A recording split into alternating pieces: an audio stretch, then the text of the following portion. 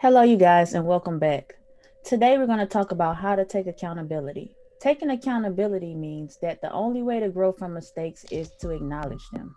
One thing people do is make excuses for their mistakes or validate them. The only thing that's going to do is create a repeating cycle of bad choices followed by disappointment. Holding yourself accountable not only gets you out of bad situations, but it helps you to compromise and communicate better with others because you'll be more open to understanding and seeing your own faults.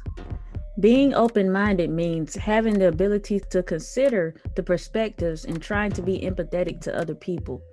Accountability eliminates the time and effort you spend on distracting activities and other unproductive behaviors. When you make people accountable for their actions, you're effectively teaching them the value of their work. When done right, accountability can increase skills and confidence. While people don't like to be held accountable because we don't like for people to tell us when we're wrong and we don't want people to tell us what to do. But the good thing about accountability is it helps you grow self control. Once you have that self control, you won't feel like a person is doing it in a controlling way. You won't feel like a person is attacking you. Accountability helps you grow in self control as you know you will have the answer for your choices and actions. Improve your knowledge and skills necessary to attain your desired outcome. Also, with accountability, it means acknowledging the effect your behavior has on your partner and owning how to contribute the negative cycle that's going on in you all's relationship. Let's remember, it's not always someone else's fault. How did we contribute to the negative cycle that is going on that keeps repeating itself? Although we may not see what we're doing as a problem, we have to reassess and sit back and look at how we contributed into this cycle. Although another person can point it out for you, you have to acknowledge for yourself in order for changes to be made. You have to first acknowledge, believe, and want to take the action in order to move forward. So if you don't see those negative behaviors, if the other person see those negative behaviors but you don't see them, then there is no room for change. Now let's not confuse responsibility with accountability.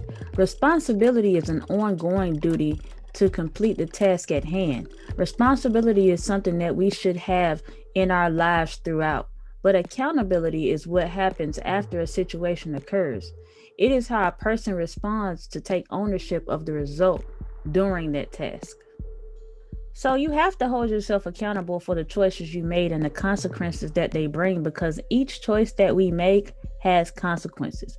While there are some instances where things are out of control, how you respond to those circumstances and how you decide to approach all the other situations that are in your control is entirely up to you. And so while we make mistakes following our consequences, those consequences bring us to terms to hold ourselves accountable so that future situations won't control us entirely. And so those circumstances won't keep repeating itself. The more positive your connections, the more success you will have in holding others accountable for achieving results. And the more you trust, you'll build along the way. So it's all about discipline and emotional maturity. So even if things aren't working out for you and you have to take a different road in life, don't give up on the course. Keep doing the work because eventually it's going to work out for you. All right, you guys, that's it. I hope you guys are taking accountability. I hope you all are doing work on yourself so you can be the best that you can be for your family, your relationships, your goals, and your successes in life. I'm out.